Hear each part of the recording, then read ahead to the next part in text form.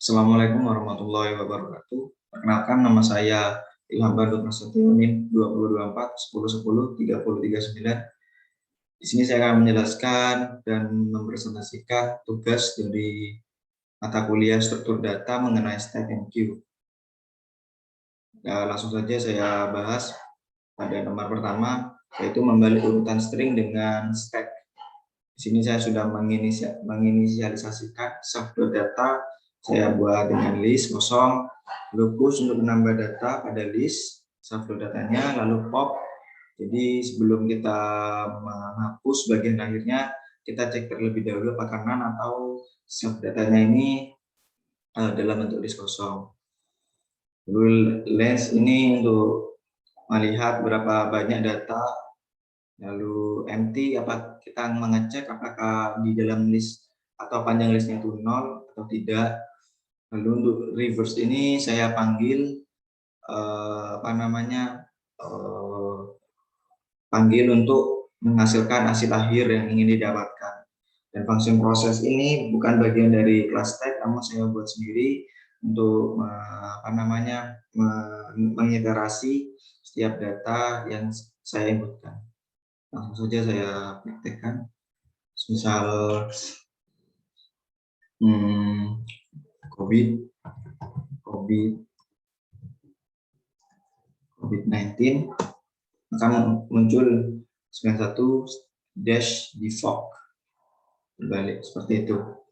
Langsung menuju pada tugas 2. Tugas 2 ya ini menentukan sebuah string merupakan palindrom atau tidak dengan stack dan queue. Jadi di sini saya sudah membuat stack dengan ADT-nya, ada push untuk menambah data dan pop untuk mengambil bagian akhir, ada check, empty, dan di sini saya buat function di dalam stack bernama isPalindrom. Jadi saya cek terlebih dahulu masing-masing pada stack dan queue apakah setelah diinput itu hasil akhirnya sama atau tidak. Dan juga berlaku sama queue untuk yang function isPalindrom. Saya buat variabel res, nanti setiap iterasi akan ditambahkan pada variabel res, dan enq untuk menambah, deq untuk mengambil bagian akhir. Selebihnya sama seperti stack enq. Di sini saya juga buat function di luar stack enq, yaitu palindrom. Di sini ada variabel yang menampung kelas stack, lalu q yang menampung kelas q. Dan di sini setiap iterasi dan data ini yang saya inputkan. Jadi setiap iterasi itu menambah pada stack dan queue. Dan palindrom stack dan palindrom queue itu nanti masuk ke untuk stack masuk ke tadi ke isPalindromnya stack ini dan queue ke palindromnya queue.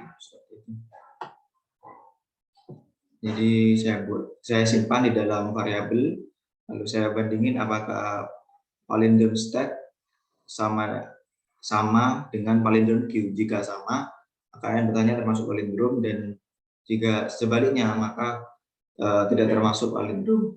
Dan di sini saya membuat inputan lower untuk mencegah terjadinya kesalahan pada setiap karakter.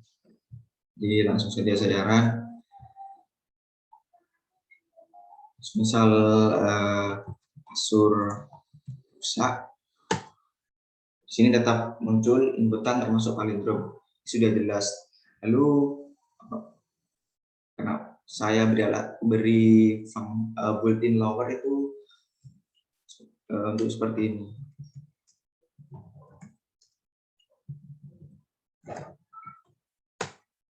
Meskipun meskipun ada pembeda, tapi dalam konteksnya ini masuk palindrom. Lanjut ke tugas ketiga, yaitu membuat stack dengan 2 queue. Dan di sini saya sudah membuat kelas stack dan kelas queue. Dan untuk stack sendiri saya buat inisialisasinya Q1 dan Q2 untuk menampung queue-nya ini. Lalu ada isEmpty untuk melihat pada queue-nya apakah kosong atau tidak, dan push ini menambah data di dalam queue-nya, dalam stack-nya melalui perantara stack. Dan pop ini mengambil data di dalam queue yang kedua. Jadi queue yang kedua ini sebagai pembantu untuk menghasilkan hasil lahir dari queue yang pertama. Dan ini untuk prosesnya saya buat looping. Jadi misal langsung saya run. Jadi semisal di sini saya ingin push, misal saya mau masukkan kamu, dan di sini saya ingin pop atau melihat akhirnya. Jadi saya ambil pop. Nah, jadi bahwa kamu ini hasil akhirnya apa namanya, popnya di bagian U-nya. Jadi kan untuk rumus stack input akhir keluar pertama. Jadi yang keluar itu U-nya. Jadi kalau misal pop lagi yang keluar M, seperti itu.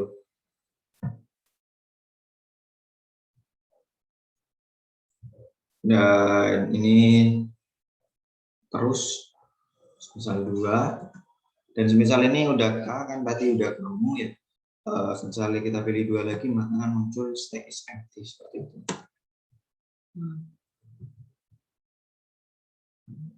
Lalu untuk prosesnya, jadi kita input masuk ke push ini data. Jadi tadi kan setiap iterasi saya berikan setiap iterasi. Jadi semisal K dulu, nah K itu nanti disimpan di Q1 dan kita cek apakah Q2-nya itu kosong atau tidak. Jika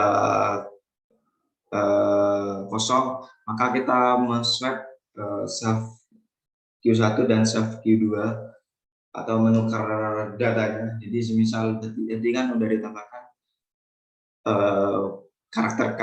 Jadi kalau semisal kita lihat Q2-nya apakah kosong atau tidak. Nah, kalau kosong, jadi yang karakter K pindah ke Q2 dan nilai dari Q2 atau listnya pindah ke Q1, jadi kosong. Begitu seterusnya. Jadi misal A, jadi A itu ditambahkan ke Q1 dulu, kita cek apakah kosong atau tidak. Oh, ternyata tidak, udah data. Jadi nanti K-nya itu disimpan di dalam variabel X. Nah, lalu setelah disimpan, kita tambahkan ke dalam Q yang pertama. Jadi kita tambahkan ke Q yang pertama. Jadi setelah K apa namanya, K tersebut pindah ke depan, ke insertnya ini, seperti itu. Jadi setelah kita tambahkan A, maka otomatis K-nya itu pindah di depan. Jadi nanti hasilnya K. Gitu. Jadi bukan A, hasilnya nanti K. Oke. Sekian dari saya, kurang lebihnya mohon maaf. Assalamualaikum warahmatullahi wabarakatuh.